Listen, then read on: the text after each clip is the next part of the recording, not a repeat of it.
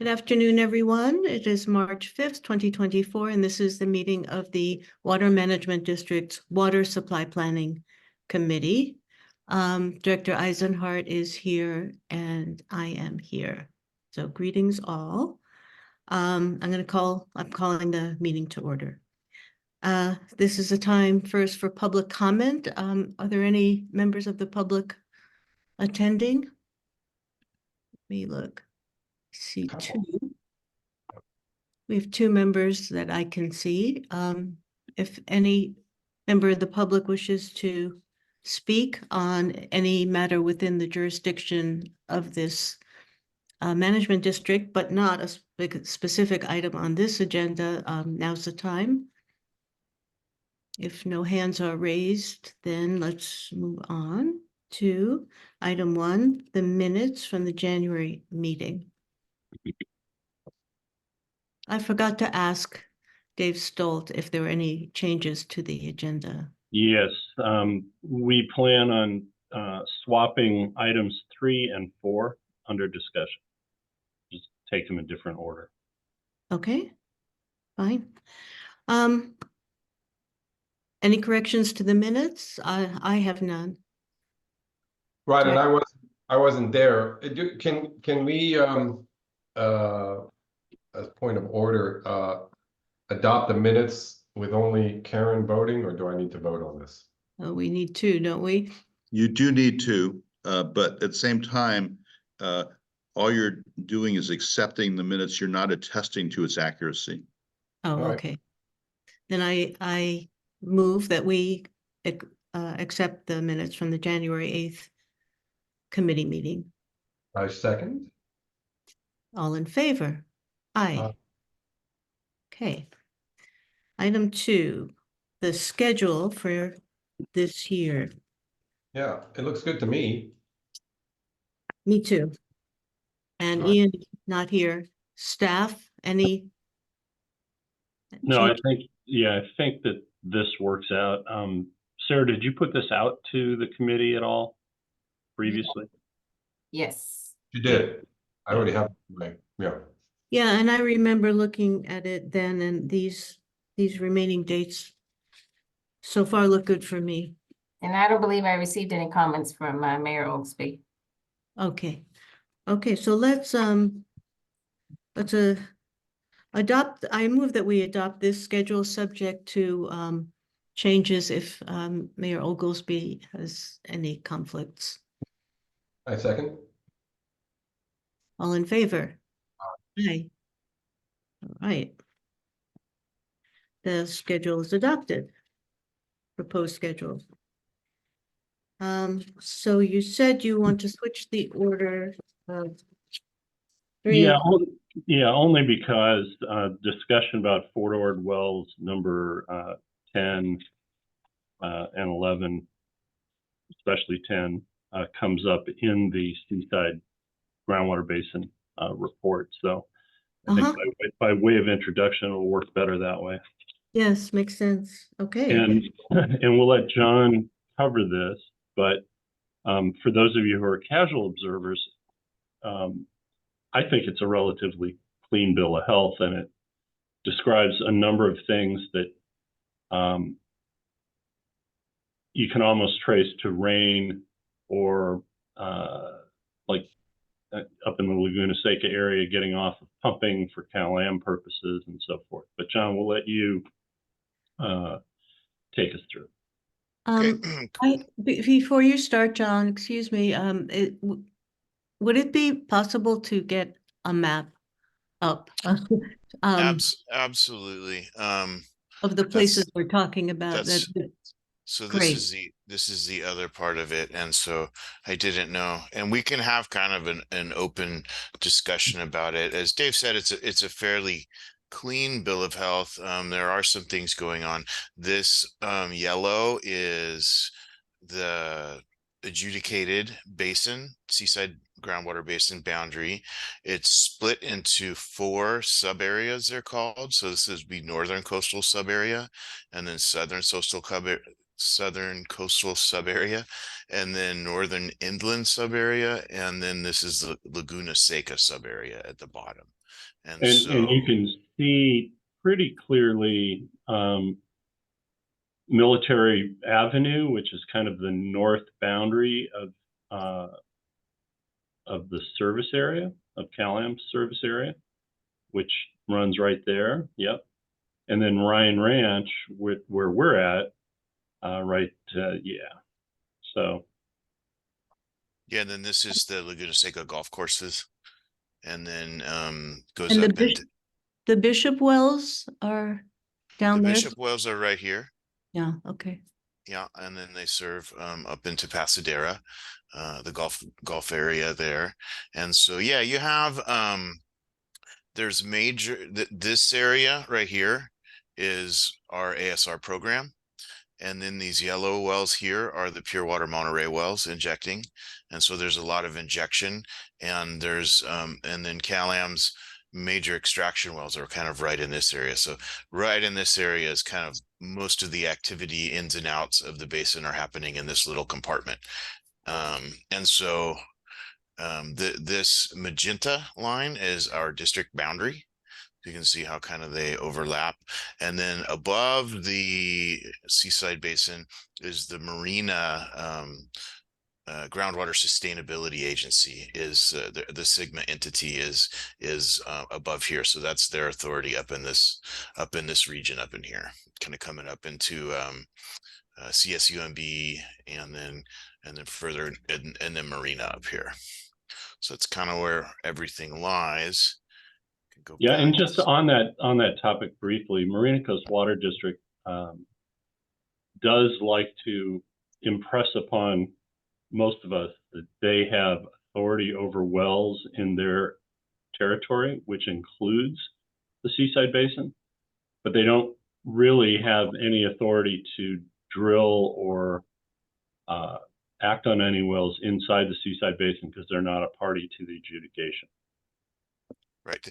Where does Marina Coast draw its water from? I'm sorry, John. I didn't even let you. Not an issue. There are wells kind of all along in this region that Marina Coast has. They're not on this map. This map represents the summation of wells that the Water Management District tracks. But their supply wells are all outside of the Seaside groundwater basin. And as Dave was saying, they have the authority to drill a well, but no water allocation, so they couldn't pump one if they drilled one. So anyways, to get the lay of the land, and then to go through the executive summary that was supplied in the packet, there are two groundwater aquifers, two zones, the shallow being the Paso Robles and the deeper being the Santa Margarita. So the wells are focused on both of those zones, but we're really, the crux of the matter is there are a number of wells that are called sentinel wells that come up along the coast in this area, and there has been seen there's a tool called an induction logging tool, which is basically measuring the ability of the formation and the groundwater held in the formation to transmit electricity. And so it's measured in conductivity or resistivity that you measure it. And if a zone in an aquifer is having an increase in chlorides or total dissolved solids, really, it will be more conductive to electricity. So you will see resistivity decrease, which is what the report is talking about. But they're seeing resistivity decrease in this area north of what is the Seaside Basin proper. And so there are some monitor wells in this area that we're measuring. We see a little bit, not to the extent seeing it increase in the Paso Robles, the shallow zone, about 200 feet in depth in that. In this area of the Seaside Basin is what the text is talking about. But there is there is a little bit of pumping in the shallow zone right here. This is a well that not pumping anymore, but it previously was used to water the golf courses. But now it has stopped pumping because now Marina Coast is being supplied water from Pure Water Monterey, and that is watering the golf course. So the pumping from the golf course from this well, and there is a well over here that was over here, right here, this green one, that was also pumping and supplying the golf course. So actually some of the pumping in the shallow zone where we were seeing some of the chlorides has stopped pumping. So it'll be interesting to see if we do see the trends increasing. There's some internal discussion on the technical advisory committee about how to move forward, how to just sample in the discrete zones where we're seeing the geophysical logging indicate some increase in TDS. The Seaside adjudication decision has a very specific component called the seawater intrusion. What's the proper name for it, Dave? I can't remember exactly. The seawater intrusion. It's how to declare there's been seawater intrusion. You've discovered. Oh seawater yeah, intrusion. there's a protocol. I can't remember what it's called. To report it when you find it? It just popped into my brain. It's called the Seawater Intrusion Response Plan, and it is very specific to the number of findings that the board would have to make to find that there has been seawater intrusion, and geophysical methods are not included as a methodology for stating there's been seawater intrusion. So while it's interesting to see and it's not a lot of increase, it's something to investigate and to have people think about and talk about. It's nothing that's actionable that would cause declaration of seawater intrusion or anything. It's not even the inference of the increase of what would be the salinity is far below any drinking water standards. You know, they're just testing statistical increases against historic data, and so the summation is shallow. We're seeing some increases in geophysical methods in this region, and we're seeing some lesser so down in this area. We do take water quality samples from the shallow and the deep, which are a little bit deeper than where we're seeing the increases at the 200-foot shallow level, and all of the water quality samples that are taken out of the wells have not shown any increases in salinity whatsoever. So the other thing we've seen is in the Laguna Seca area. In this area, we're seeing a trend of a decrease of about 1 to 3/4 foot of static water level a year in this area, which is telling us, and some of the studies that we've been doing are telling us that pumping outside of the Seaside Basin and Laguna Seca area are also affecting groundwater levels in this region of the Seaside Basin. And so with those data, so this is what we were talking about. We're over a number of years, Sentinels wells 1 and 2, those are the north wells that are outside of the Seaside Basin.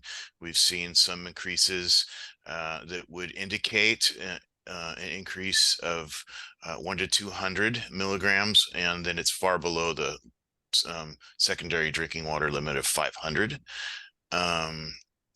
The groundwater levels have fallen in the Laguna Seca area.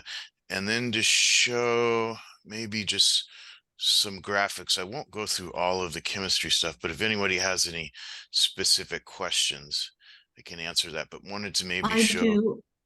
Yes, please. I'll ask the question now. You can answer it later if it works better, but at other times, we've been shown maps of that show seawater intrusion, in some of these areas. And this report seems to say there's only a little bit of indication of that in some areas. So what explains that discrepancy? I know I'm not being specific about. Yeah, so what you see are I think I know what you're at, yeah. what you see are the County Water Resources Agency seawater intrusion contours. Then there's the shallower 180 feet aquifer, and then there's the 400-foot aquifer. The 180 goes further inland, and the different colors are basically from roughly around 1948 to current. And it shows significant onshore seawater intrusion. And the reason for that has been agricultural pumping through time with a little added sauce from, for example, the Castroville Community Services District water well pumping. And there may be some allusion to both Marina Coast and Salinas municipal well pumping, but primarily it's due to old agricultural pumping. And so in the mid-90s, when the Castroville Seawater Intrusion Project was developed and the Salinas Valley Reclamation Project, a number of coastal wells were taken out of production for in lieu of reliance on tertiary treated wastewater from the regional plant. So their situation is different than ours, and we don't have any contours. We don't have any sightings on shore in any of these monitoring wells from which contours can be created. So the Yeah. overpumping of Salinas, agricultural pumping on Salinas Basin is not affecting our. Correct, and that's because primarily there's been a hydraulic divide kind of down the middle of CSUMB, and yeah, John can kind of show where that is. Yeah.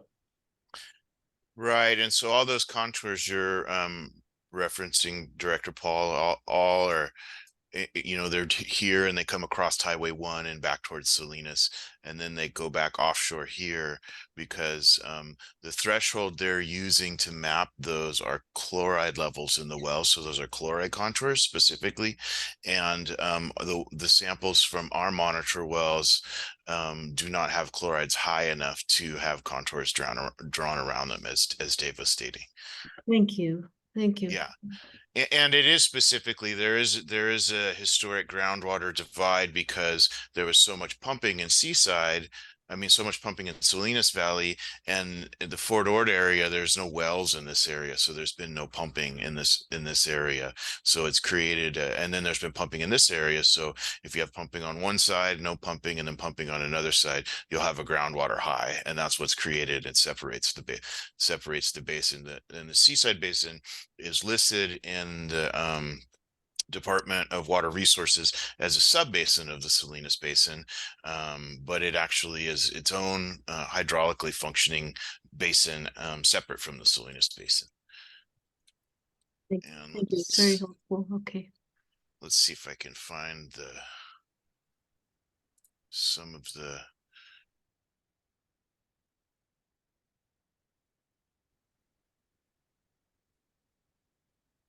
You mentioned that there are no wells in the Fort Ord area. Would there have to be some sort of remedial, and maybe there isn't a need for any, but has contamination been an issue in Yes. that? Yeah, there's been, they're kind of in the northern part, I think just outside the Seaside Basin. There has been, you know, chemical plume that was detected. They sank wells to basically extract and treat. I don't know, John, if that remediation is over, based on your understanding or not, but John's gone. Well, we'll wait for John to return.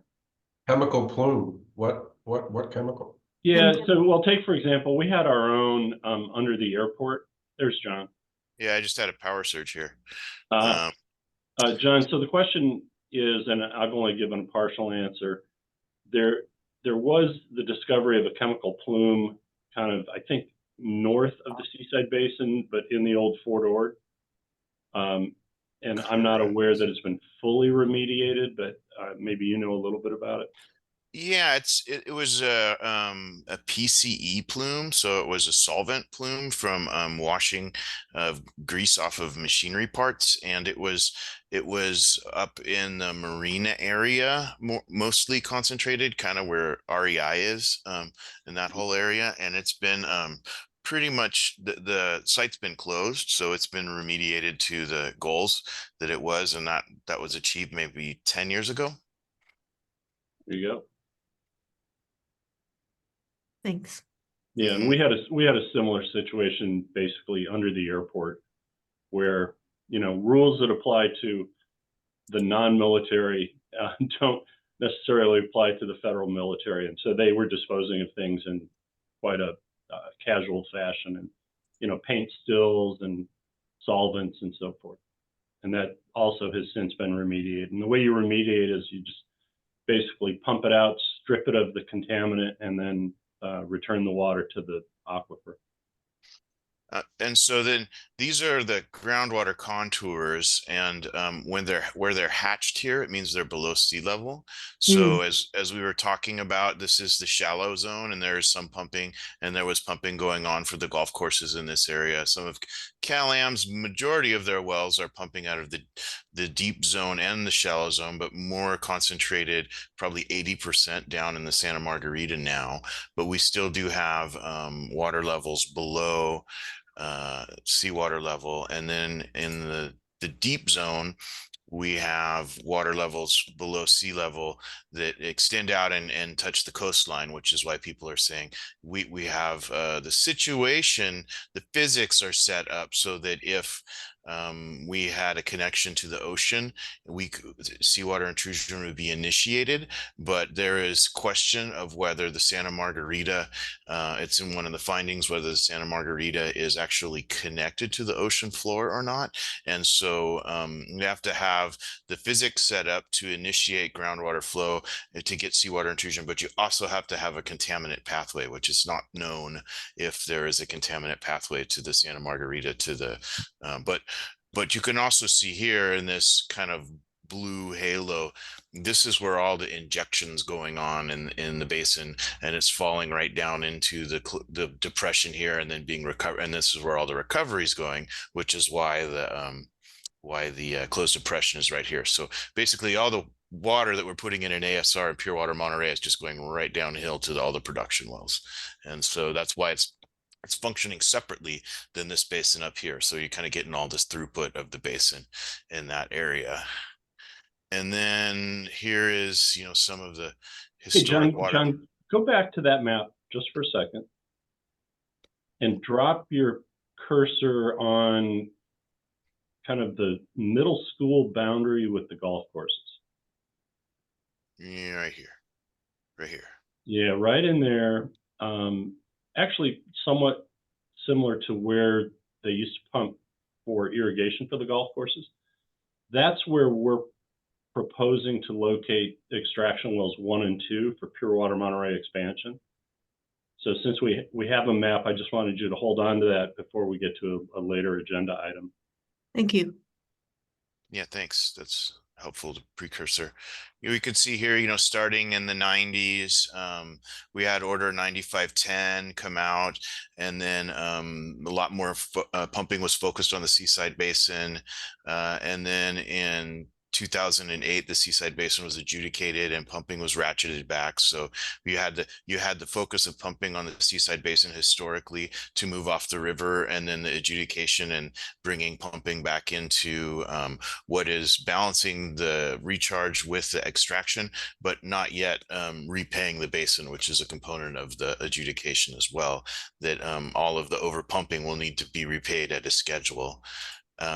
Here is a graphic that kind of shows this line here is the rules of the adjudication, and there were triennial, so every 3-year 10% reductions down till we get to 3,000 acre foot per year in aggregate of all pumpers. And so the blue line is all of the adjudication pumpers ramping down over the years, and then the kind of light green is aquifer storage going into the basin or being pumped out of the basin, being recovered. Sorry. So this is all water leaving the basin. And then the dark blue is the last 3 years of water that has been injected by the Pure Water Monterey project being extracted. So as you can see, there's an aggregate of almost 6,000 acre feet being pumped out of the basin, but only the blue line is the native or adjudicated water, and then the rest of the water is the water that's moving through the basin being injected and recovered. So we're moving into a situation where, as we're moving off the river, really illustrates how much we're starting to rely on the Seaside Basin and how much water is moving through it. And so Why the dramatic drop between 2022 and 2023? Just a failure to leverage the native allocation. Oh, okay. So what we had, and you see some ASR recovery, Sure. the light green. So what we had, and this was, one of those points of discussion that we talked about, Cal-Am didn't successfully come close to their native water production allocation, as they didn't come close to their Carmel River water right. And so they took, about 900 acre feet from ASR storage that they didn't necessarily have to. And it's all just a matter of timing and system constraints. Works on paper, but it does not always work in practice. So. Yeah, and I recall you reported both to the committee and to the full board, and we've had several discussions about optimizing the resources. Yeah. So the finding, it says there's nothing that, as Dave said, triggers anything that would make the Seaside Water Master need to move to declare seawater intrusion. It just is recommending to continue monitoring. It says it's a threat to the basin, but we need to keep watching for it. Basically the same finding that we've been making for the 15 years I've been here. It talks a little bit about verifying some of the increased resistivity or decreasing in resistivity that we're seeing. So go out and verify that. So we're going to do that. But one of the main points, or not main point, but a point that's going to feed us into the next agenda item is that Fort Ord 10 and Fort Ord 11 were wells that were drilled in the early 90s. So that this is Fort Ord 10 and this is Fort Ord 11. And they were in the early 90s, the Army closed the base, and the district, it had been around since 1978, but it had never had access to the Army lands at that point in time. So in the mid 90s, there was an effort to drill all of the monitor wells that start with FO. So they were all the new Fort Ord wells that we were able to go out and drill in the 90s. And the effort was to delineate the extent of the Seaside groundwater basin. And it was kind of an exploratory understanding. And so Fort Ord 10 and 11 were drilled in an area that is now understood to be outside of the Seaside groundwater basin and is actually in the Marina Coast groundwater sustainability area. And so Fort Ord 10 has 3 completions in it, and due to a construction accident that happened in the 90s when the well was being completed, these wells are what's called a nested monitor well. So you drill one big borehole, and then you put 3 different lengths of 2-inch casing down there, and they're screened at 3 different distinct levels, targeted zones, and you seal them off with concrete. So you put the deepest one in, fill it in with sand next to the screen, and then put concrete until you put the next one in and fill it in. And as you're hanging these these casings in the well, you're using something that's called a trimmy pipe, which is a pipe that goes down and hangs next to the wells, and it is actually where you pour the gravel and the sand and the concrete down the well as you're constructing the well and coming up the well.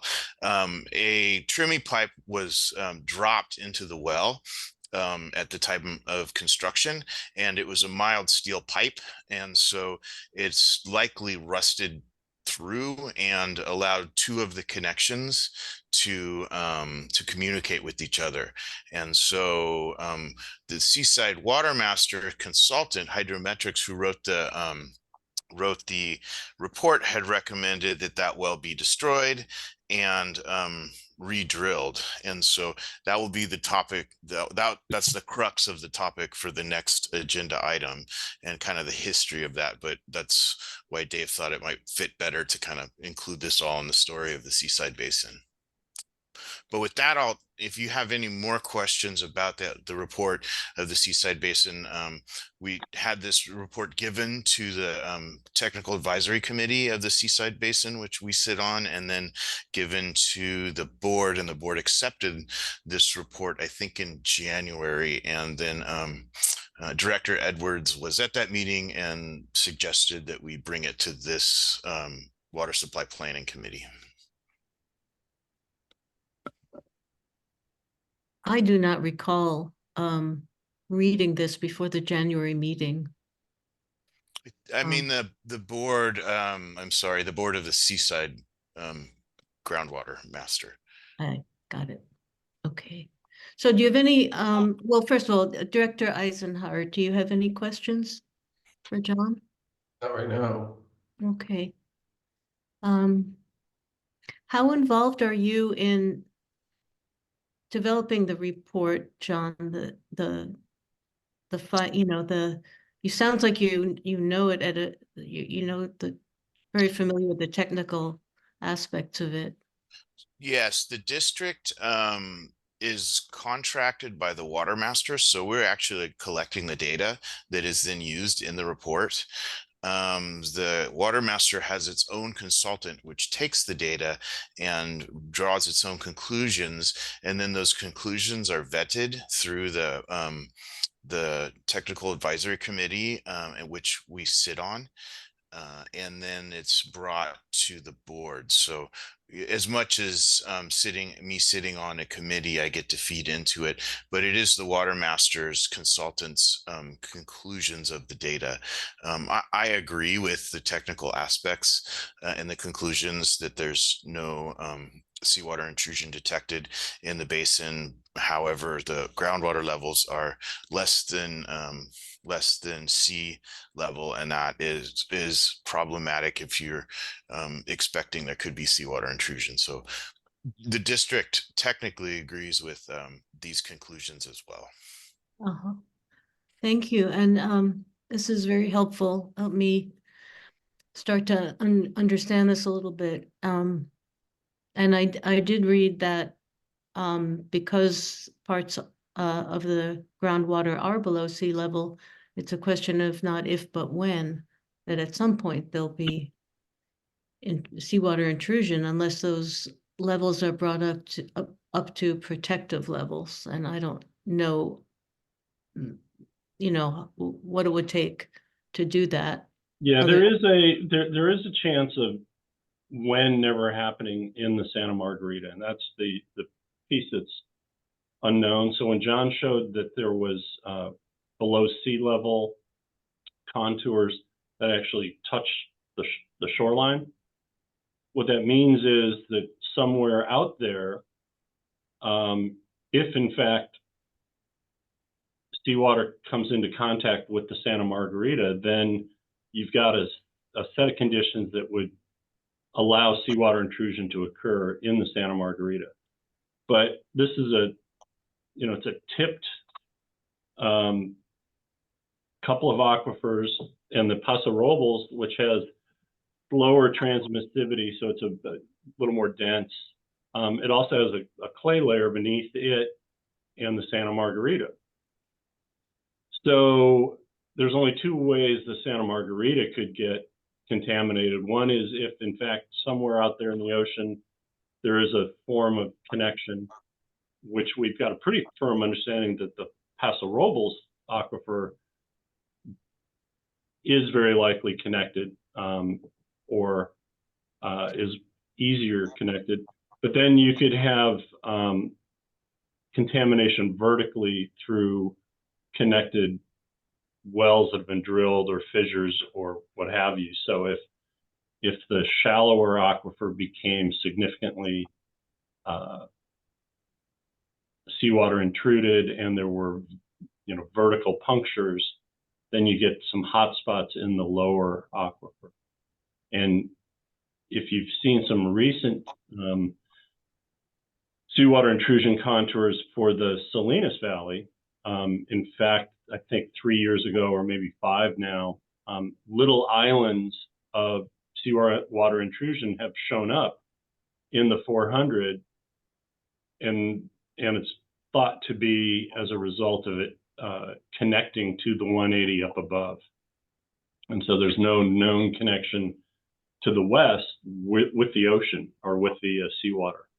So, there's a series of things, but all of the language through this summary, they like to say things. It's not a question of if, it's a question of when, but there's no guarantee there will be a when. And most of the data that we're seeing says it's pretty stable. Well, Yeah, that's certainly good news. All right, I'm sorry, John, go ahead and then I'll ask my last question. Okay, yeah, I was just going to say the two pieces of information we don't have is one, is it actually like in Pajaro Valley, the aquifers actually outcrop into the submarine canyon, and that's the source of the seawater there. There is no known outcrops of the Santa Margarita to the ocean floor. So that's where the question comes from. There's been a series of seafloor mapping that's attempted to locate it, and we have not located it. And the second thing you need to know is if there is actually a seawater freshwater front that's moving inland underneath the ocean, there's no way to tell where that is. So that's why, it depends on the messaging. I agree with Dave. People say it's not if, when, but then if you push the consultants when, they'll say it could be in your lifetime and it could be in your grandkids' lifetime. They won't tell you. So. And this is a hypothetical question, but if there were, and it's about the area to the north of us where there is seawater intrusion, if there were to be some injection of water for protective purposes to prevent intrusion, at least partially, and let's say you had a desalination plant, not the one planned in Marina, but somewhere else in that area and let's just imagine for a moment that it was affordable, financially feasible to have desalinated water produced there and injected for protective reasons. Where in that area would be a good location for it in terms of the water, the hydrology and all of that? So there has been there's the Seaside Basin Payback, which is separate. So there's a preamble to the answer to your question. There's a Seaside Basin Payback, which is once the CDO is lifted, CalAm has said they will pay back 700 of their 1474. So they'll only pump out 774 acre feet per year of their native water. And that will be an in lieu recharge. So water levels in the Seaside Basin will rise as a result of that payback. So that's an in lieu, leaving water in the ground kind of passive payback, which will come to account of rising the water levels. However, there's a secondary threshold which are called protective water levels. They are the water levels that you need to have along the coast that protect the Seaside Basin from seawater intrusion. There have been some studies of where to inject, whether along the coast or inject more in the areas of where the existing injection wells exist. And It's been found that it's more effective, of course, to inject water along the coast. You have to inject less water per year to have a rise in the water level. And that study looked at kind of focusing injection along Highway 1, and if you had a couple wells along Highway 1 and injecting water, and it was found that you would need to inject something on the order of 500 to 800 acre feet per year in order to keep, because if you're injecting that much water in order to raise water levels to block seawater intrusion, you're losing some of that water out to the ocean. And that's known and planned for in these types of seawater intrusion active injection barriers. So those two things have been looked at. And so that's when Director Riley talks about finding water for the Seaside Basin and doing that, he's trying to find water for some type of a project like that, where we would start to move and look at a practical application of building up a seawater intrusion barrier by achieving the protected water levels along the coast. Thank you. I'm sorry if I took that a little bit afield, but it is all water supply planning connected. Anything else on this? I thank you very much, both of you, Dave and John, for patiently explaining all of this. And I think I'll ask you after the meeting to get access to the full report so I can look at more of it on my own. Yeah, I think and it's currently posted on the Watermasters website also. Okay. But you have to be able to speak in Watermaster to see where it is. Yeah, okay, We'll I'll- send you a link to it. perfect, thank you. Okay, so let us, thank you for that, and let's move on to number 3, agenda 3, the wells. So this is right here where I'm hovering my finger here, mouse hand, is Fordord 10, and this is the well that the Watermaster well, let's back up and everybody, does everybody remember Fordord 9 and what happened with Fordord 9? So Fordord 9 was here. It was in the Seaside Basin. It's actually listed as a well that we're required to maintain Fordord 9 deep for our Regional Water Quality Control Board permit, and it's tied to our ASR injection compliance. So Fordord 9 is an important well for us. It was found that Fordord 9, the shallow casing, because monitor wells, typically these 2-inch PVC monitor wells, have a lifetime of about 30 years, and they're reaching the end of their lifetime right now.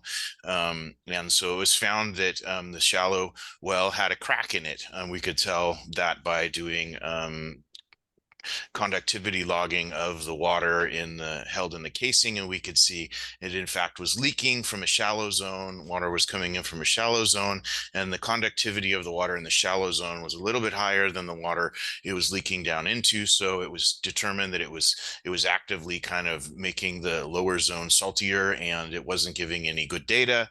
And so the district paid and destroyed the shallow well.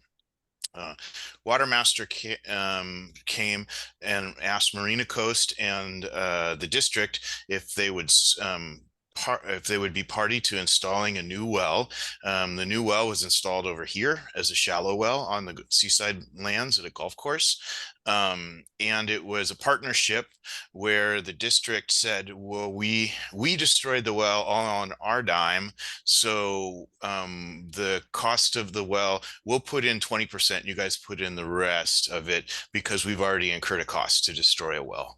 And so it was just deemed equitable in that way.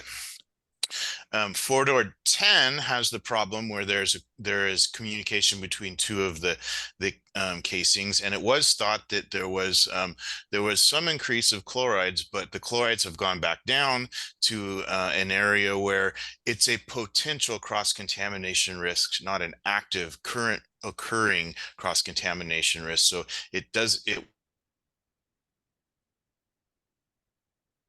won't need to be just health code standards. And Fordord 11 it's a dual casing well that has that is not compromised in any way, but these wells are outside of the Seaside Basin, and even Fort Ord 11 is even outside of the district boundary in this area. So the water master consultant has recommended that this well be destroyed. So the Seaside Water Master has said the district owns this well, so the district should destroy it, and that Marina Coast should re-drill Fort Ord 10. So there are a number of pathways to go forward, and I don't know, Dave. I'll hit three of them real quick, and then you can expand on them. One is the district just takes the recommendation, pays for destroying Fort Ord 10 on its own dime. Another one is the district takes the precedent set of, we're all using this well, let's all split the cost of destroying it, and then if you guys want to replace it, you can replace it. And the third one is I've approached Marina Coast and their consultants, and Marina Coast's hydrogeologic consultants have said, no, we're interested in Fort Ord 10 just the way it is, and Fort Ord 11. And if Fort Ord 10 and 11 are outside of the Seaside Basin, which is named in our Monterey Peninsula water supply portfolio, and the area is in the Marina Coast is now controlled legally by the Marina Coast GSA. So the district doesn't have authority to manage this area. The district has the opportunity and has communicated with Marina Coast staff. They have interest in just taking ownership of these wells. We could give them the wells that are outside of the Seaside Basin. We would go to the Army, and we have a franchise agreement to maintain and sample these wells, and we would just we could transfer the franchise agreement at the Army over to Marina Coast, and they could take over the wells that are in the area that they're in charge of maintaining anyways. So those are kind of the three options, David. I don't know if you have more to fill in on those. No, just to let the directors know that internally we're leaning, and I'm leaning towards the third one, which is just transfer ownership to Marina Coast Water District as the groundwater sustainability agency for this region, and not destroy it while still under our ownership, because it's not a functional problem right now. It's not demonstrating that cross connection. So if it subsequently does or deteriorates or whatever, that would be on Marina Coast dime and responsibility at that time if we do a transfer. All we need to do is take a look at what the existing agreement with the Army says and see if transfer is easy or if it's challenging. John, is 11 also on a easement or franchise with the Army, or is it different? No, but 9, 10, and 11 are all on the same franchise agreement. Yeah. So, but I think that's the appropriate course of action. And, if this committee tends to agree, then we'll bring a proposal to the full board. So I have a question. Yes, please go ahead. So FO10 is within, it's outside of the basin, but it's within our jurisdiction, whereas FO11 is completely outside of both the basin and our jurisdiction. Functionally, so Correct. who built FO11? The district did Fort Ord 11 back in 1995.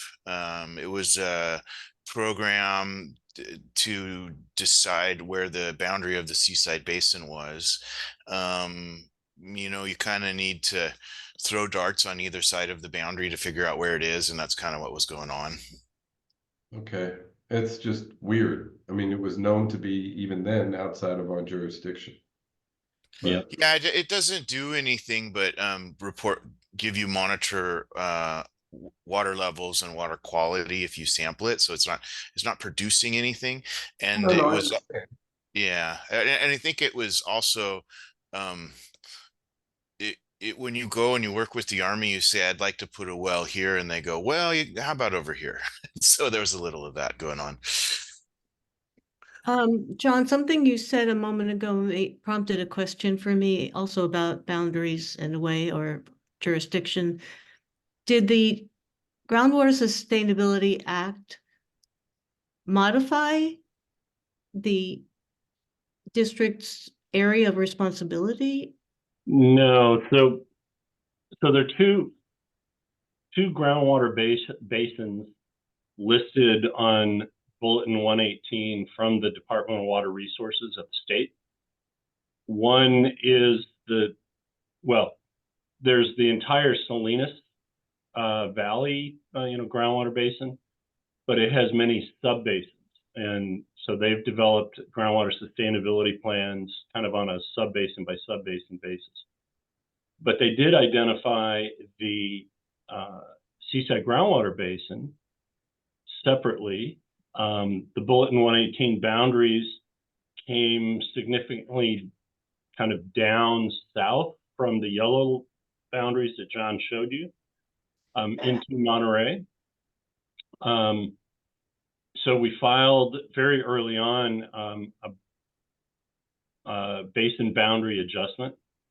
And so we've adjusted it to the same boundaries that the water master uses. And that left behind, see this lighter section here, and then the darker section to the west of it, to the ocean.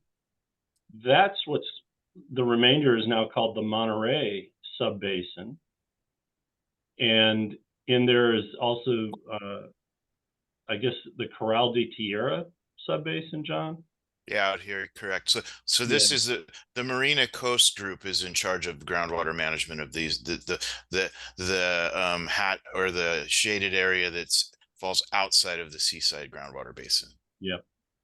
And the Corral de Tierra is under the, well, I guess it's actually under,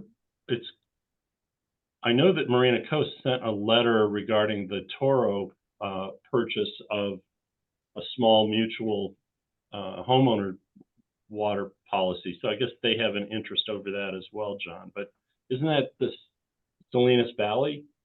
It is the Salinas Valley, but I do know that Patrick from Marina Coast is the chair of that board. So yeah.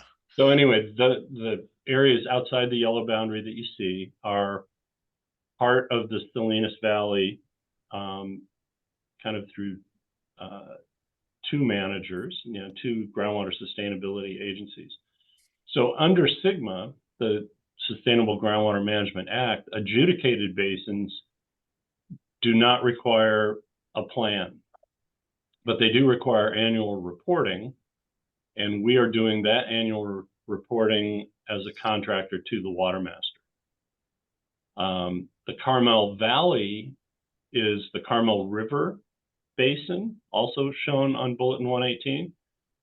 But we challenged Department of Water Resources over the Order 9510 and then ultimately the cease and desist order, which governs that basin as if it's surface water flowing in a known and definite channel under the ground. They accepted that challenge for the entirety of what they call the Carmel River Basin. They made some minor boundary adjustments on that as well to comply with the boundaries we had filed. So they have all our shape files. We were probably, one of the first 20 groundwater sustainability agencies filed, and we filed for the Carmel, even though we knew that ultimately our goal was to have it declared not in need of a plan. So we worry from time to time that because we're a defined basin, but we've been told we don't need to file a plan, that somebody at some point up in the state's going to say, hey, you never filed your plan, and then we'll have to sort it all out again. And the reason we worry is if having a plan on file becomes a criteria for receiving grant funding and so forth, which it does. It is usually typically one of the criteria, but to date we've managed to make the Department of Water Resources understand all these things. Mhm. We said it would be easiest to just take the Carmel Valley off of the list, Mhm. and their geologists, hydrogeologists said, oh no, we don't want to do that. And so we said, but it's not groundwater.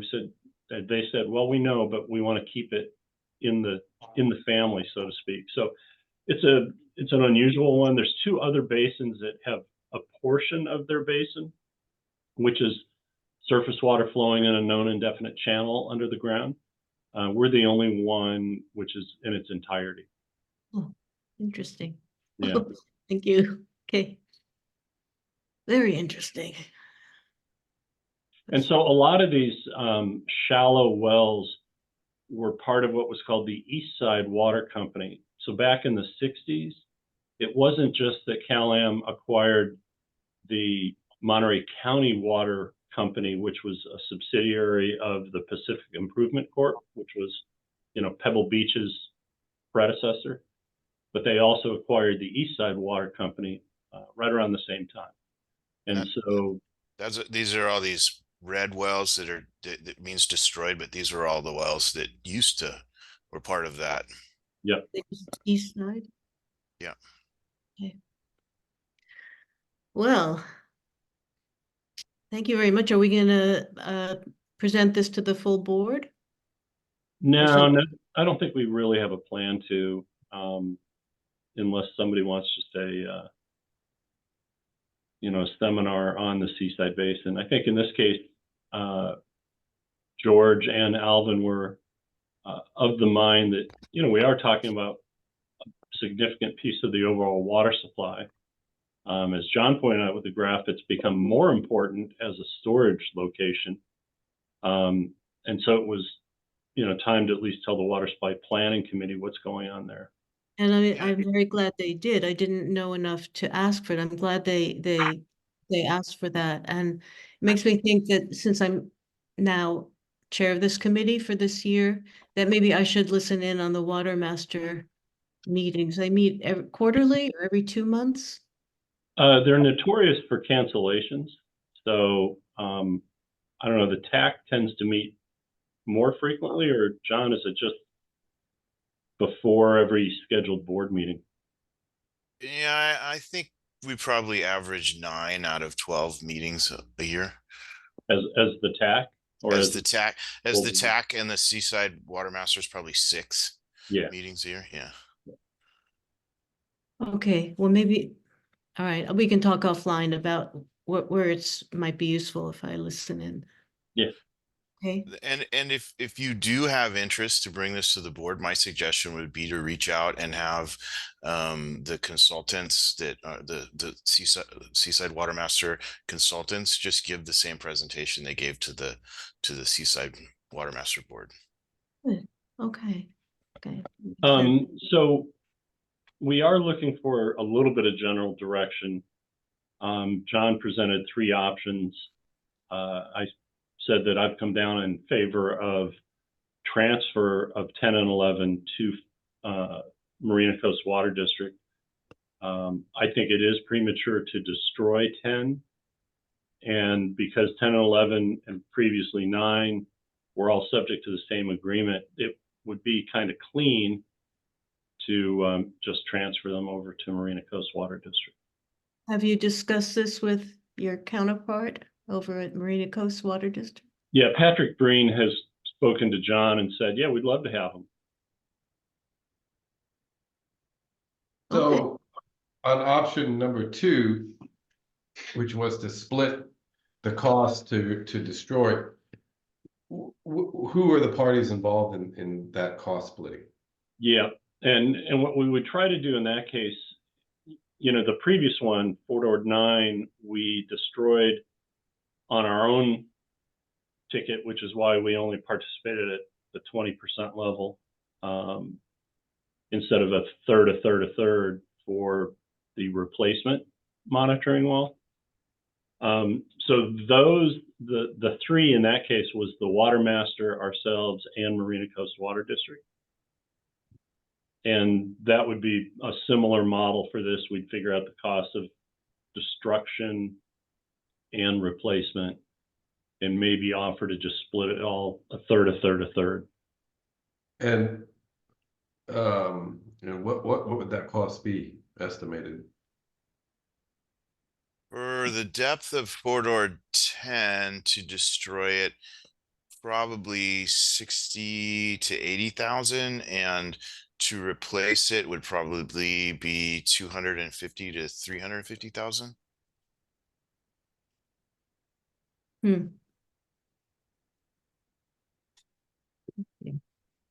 Which is, So, oh, I'm sorry, go ahead.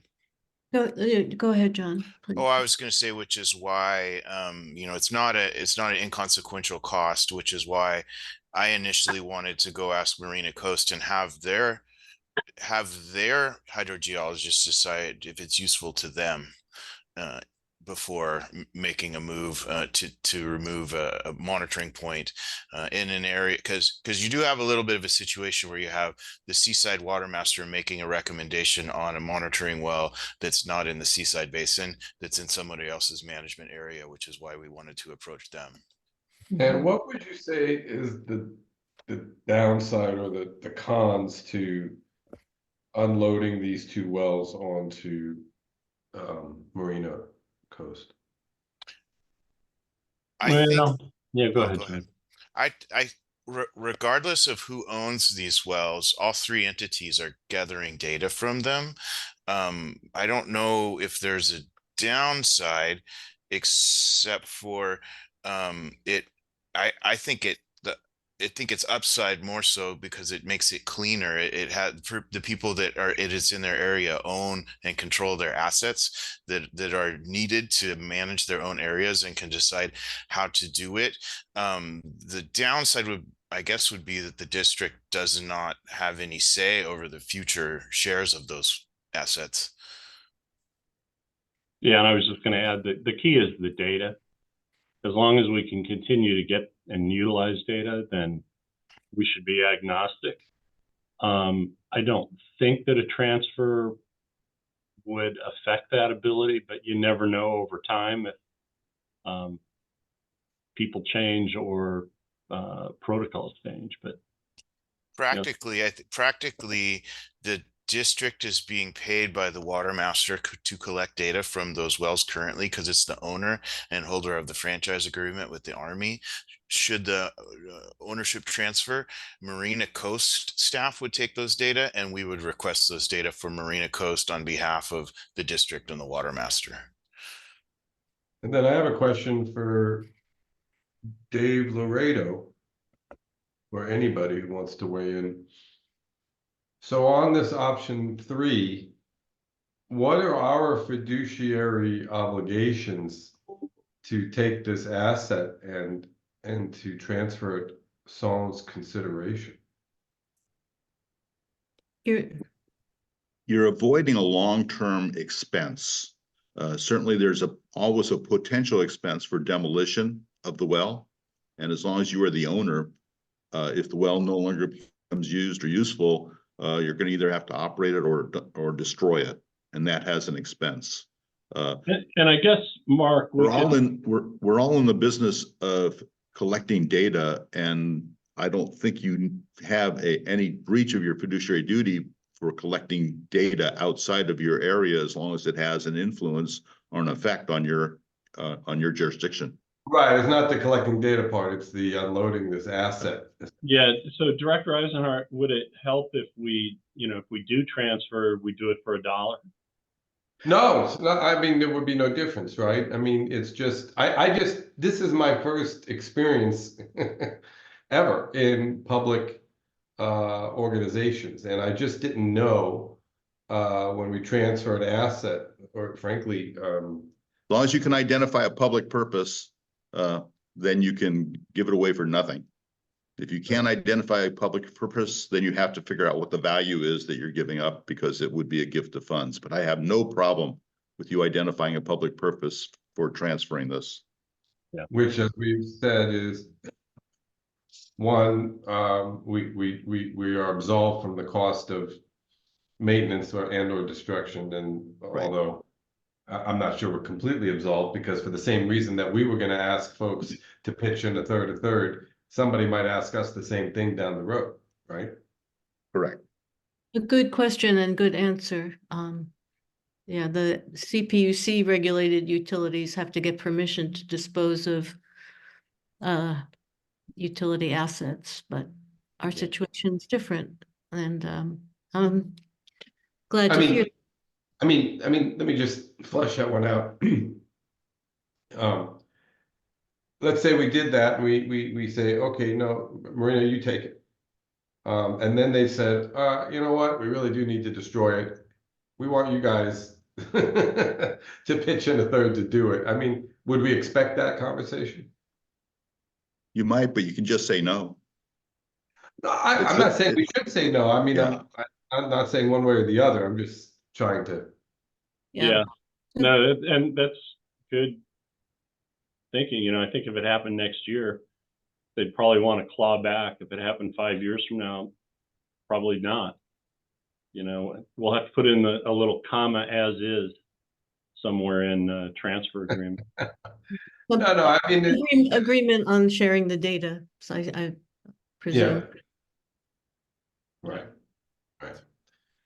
Well, I just, for direction, I mean, there's just two of us here. I mean, the option 3s are describing it. Sounds very practical to me, and haven't heard any downside really. Yeah, I think that's worth us exploring further, you know, taking a hard look at the franchise agreement with the Army and seeing if it's easily doable.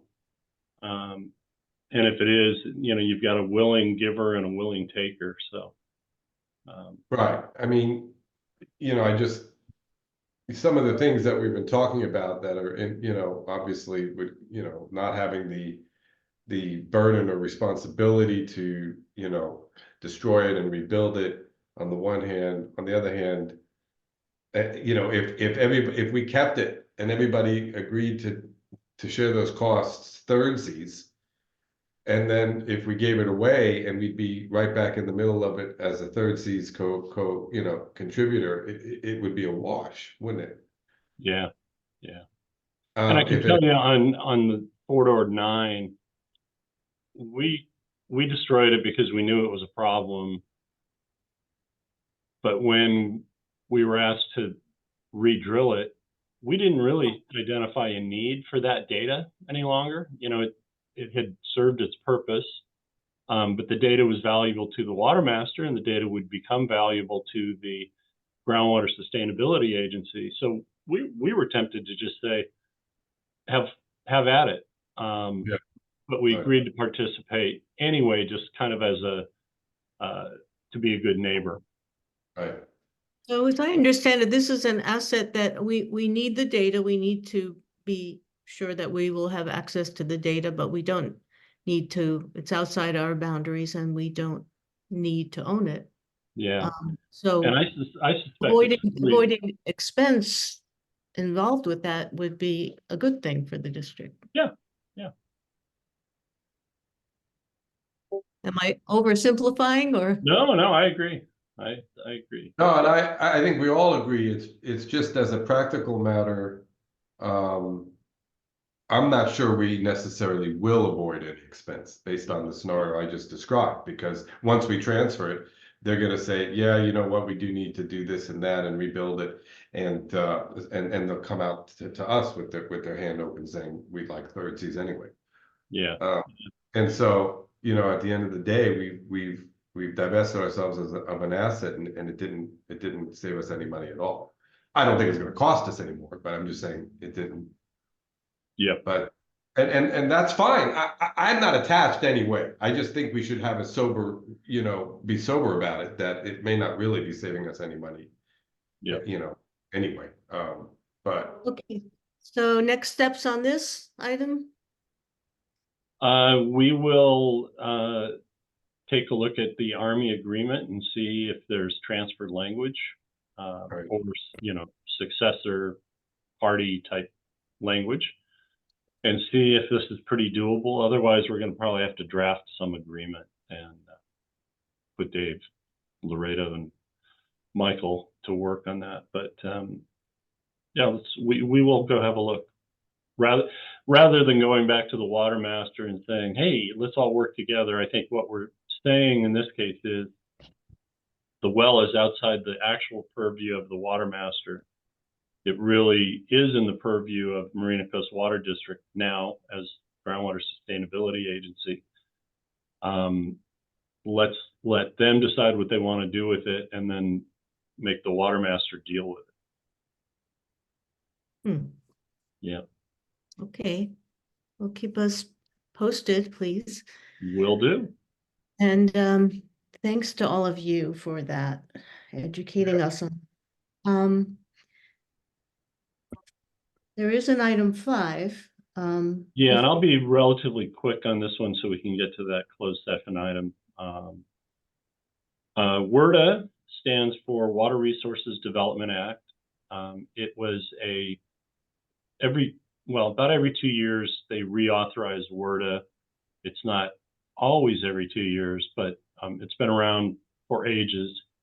Under the 1992 WRDA, there's authority for an Army Corps of Engineers Section 219 Environmental Infrastructure Program that's never been very heavily funded by the Army Corps of Engineers. Their big 3 are flood control, navigation, and watershed / wetlands restoration, like the Everglades and so forth.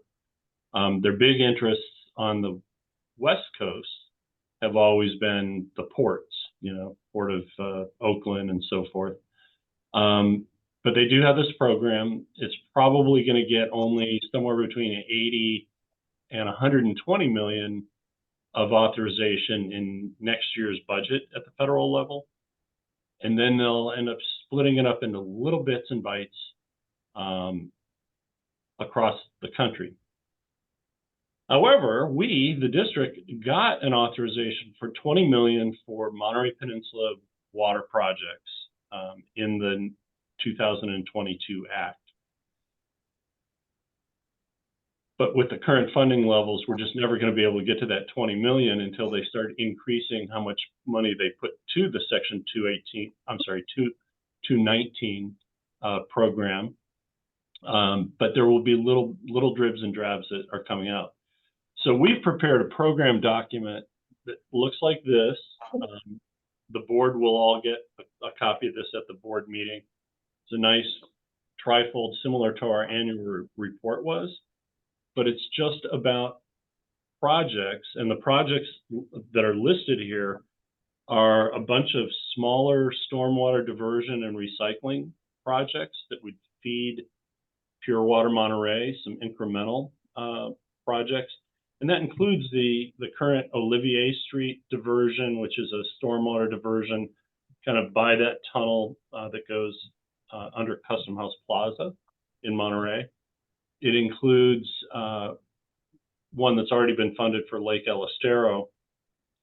But then there's a series of other ones. There's a Coast Guard Pier diversion, a San Carlos Beach diversion. City of Seaside has the Laguna Grande wells that could be fed into Pure Water Monterey, turned into potable water, and some benefit come back to the city of Seaside. There's a desire by Carmel Wastewater District to connect the Carmel Highlands, get them off of septic and get them into the plant. That benefits the septic problems up in their areas as things begin to fail, and it helps our participation in the reclamation project for irrigation of the golf courses, especially as conservation activities have reduced the inflows to the Carmel wastewater plant. We've identified Marina Coast Water District has proposed what we call a water security project. This would be a pipeline to Castroville, And you may recall that under the CalAm desal proposal, Castroville could be served water from the desal plant as a return flow to meet what's called the Agency Act. If the desal plant isn't done, we think we can get them to the same conclusion by interconnecting Castroville with Marina Coast Water District, but then Marina Coast Water District working with Castroville would sink a well based on Castroville's water right, not Marina Coast's water right. So it would be as if Castroville can move from Castroville to produce the water and then get it back through a pipeline. We've also included as a water security project a new Seaside municipal well on behalf of the city of Seaside.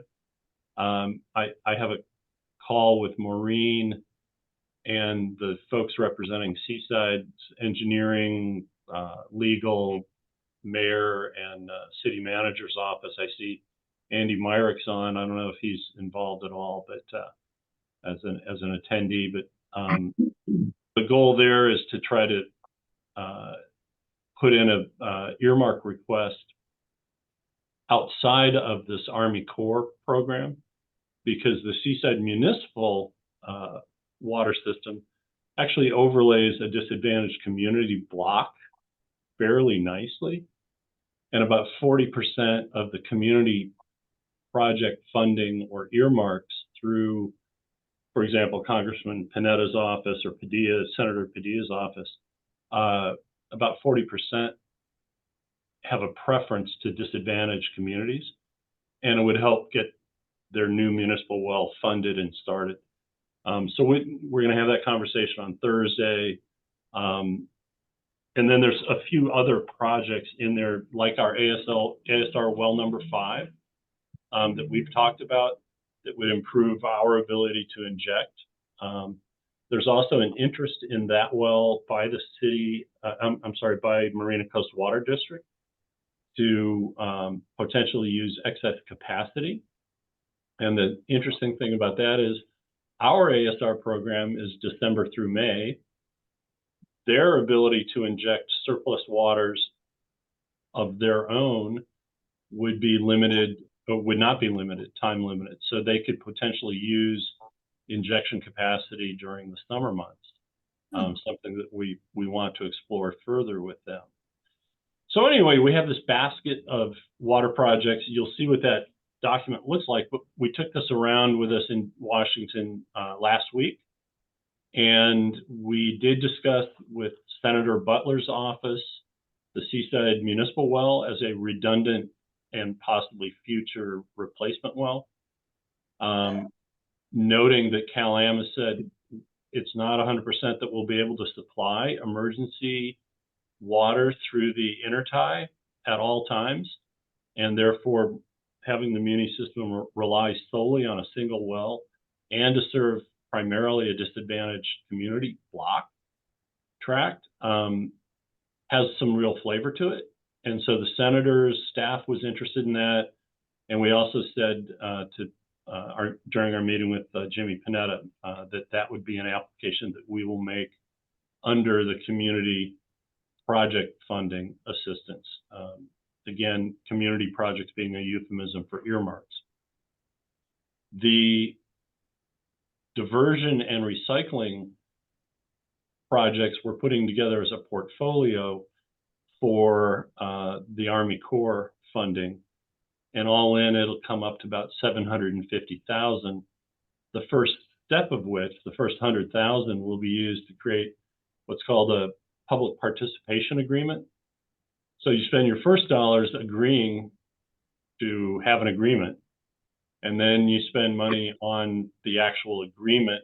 And that they have two forms of assistance. One is design assistance, and the other is design and construction assistance. And so for finishing the Olivier diversion project, we would be asking for construction monies. And for the other 6 little design projects, we would be asking for design monies, and should be able to do that for $360,000 of their match, which would only match 75% of the total. So we'd have to come up with local monies for the other amounts. So anyway, I just want to let you know that we've been pitching that in DC. We will be filling out formal applications as the timing is right. Each office has a different timeline for their earmarks. We're hopeful that Panetta's office will support both because the WRDA authorization's already there, so they're not creating a new authorization. It's simply recognition that if there is a budget for the WRDA projects all across the country, then we'd be in a position maybe to get some. So that was just purely informational, and as I said, you'll see a copy of this document in your board packet at the night of the board meeting. And that concludes all of the things we had for public session. Well, thank you very much. You've been very busy. And yeah, it was a productive trip in many ways. well, I think we can adjourn the public session at this time. We're going to go into closed session to convene a conference with real property negotiators concerning properties affected by both California American Water Company and Monterey Peninsula Unified School District. And we should take public comment on the closed session if there is any. Okay. Sarah, can you see if there are any members of the public who wish to speak to this item? And I think we should probably take any public comment on the previous items as well, because we never opened up to the public. Okay, let's give the public, thank you for that reminder. Okay. I will move over Susan Schiavone. And Hi, again, hello, Susan. thank you for taking some public comment. I did have a question about the earlier presentation regarding the aquifer that comes to meet where the bay is and it's under sea level. What consideration is being taken for expected sea level rise and how that would affect the aquifer at the edge of the water? Has there been some consideration for that? And if so, what is it? And does the Sand City desal plant at all affect that edge area of the aquifer? That was my questions. Thank you. Well, those are good questions. Seeing no other public with their hands raised, I can offer some form of an answer. Let's start with the easy one. The seaside wells don't really have an impact. They're all brackish water wells in this very shallow coastal sand dunes area, which doesn't really have an impact on the two aquifers that we're talking about that comprise the seaside basin. The contours that actually reach the shoreline that were shown, because it's still unknown whether the Santa Margarita actually has a contact point with the ocean. You know, if we presume that it's, you know, a multi-layer cake and it's 3 layers down and there's a you know, thin layer of Monterey shale, and then there's the Paso Robles aquifer, and then there's a clay layer, and there's, you know, as John mentioned, the Pajaro has an outcropping in the deep canyon, which is, you know, full of seawater. So if we assume that there's no direct contact with seawater, then you won't see anything, even if the ocean levels rise. But ocean level rise does increase the head. So if there's a fissure or anything vertically that would connect the lower aquifer, the Santa Margarita, to the Paso Robles, and the Paso Robles does have a direct connection, then sea level rise would be increasing the pressure of pushing water, perhaps through you know, a vertical connecting fissure or what have you. But as of right now, as John pointed out during the presentation, we don't really know what it looks like under the ocean. You know, we're unable to go sink a test well to get a look at what it looks like. You know, I kind of harbor this notion that eventually the aerial work that the Stanford professor has done that identifies fresh water and so forth might be able to look through seawater. And doing something like that at some point might reveal more.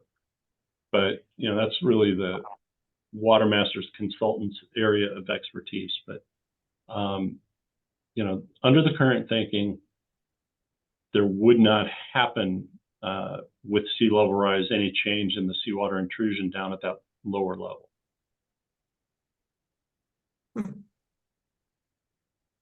Okay. Any other requests to speak from members of the public? Thank you for that. Okay, then the public, we will now go into closed session. All right. See you, Josh. See you, Susan.